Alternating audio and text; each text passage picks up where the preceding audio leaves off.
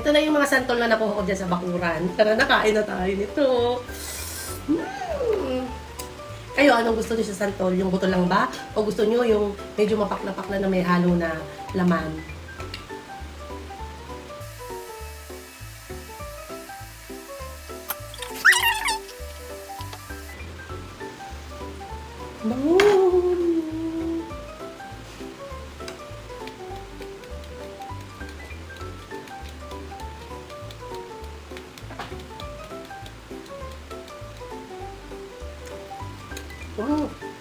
Ito yung gusto ko, yung meron halong laman, yung medyo mapakla-pakla na maasim.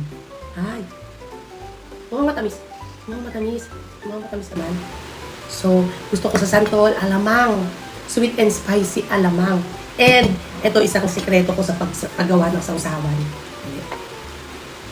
Meron ko ditong asin. Ito ay asin. Then, asukal. Yan. Ganyan ako gumawa ng sausawan. Asin at asukal.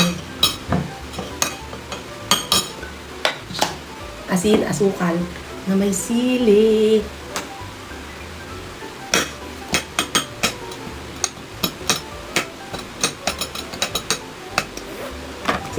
Nangangasim na ako. Yan. Asin, asukal na may sili.